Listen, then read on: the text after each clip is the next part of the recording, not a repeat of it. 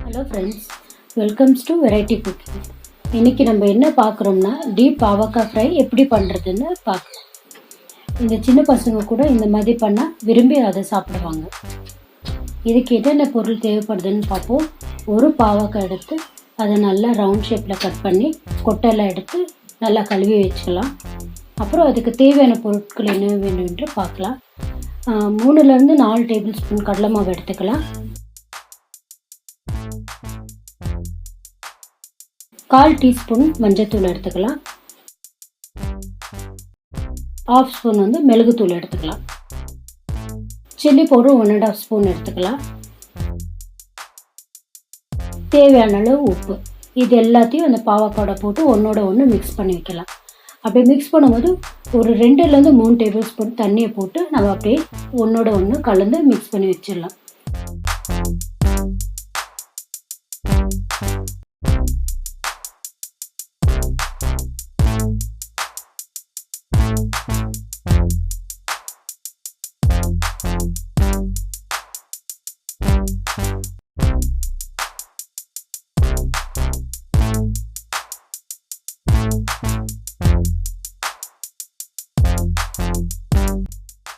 ஒரு 10 நிமிஷம் இது அப்படியே ஒன்றோட ஒன்று வச்சுட்டு நம்ம வெயிட் பண்ணலாம்.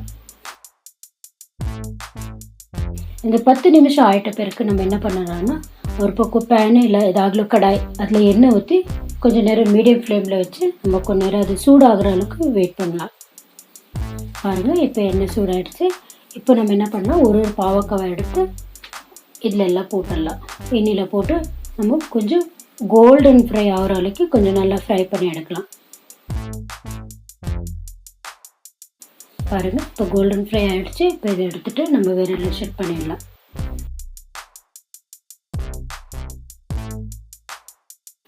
இப்போ மீதியான பாவக்காவும் அதில் போட்டு இதே மாதிரி தான் கோல்டன் ஃப்ரை மாதிரி பண்ணி நம்ம எடுத்துக்கலாம்.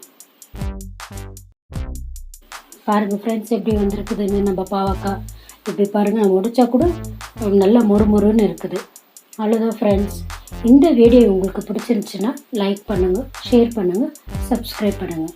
தேங்க்யூ.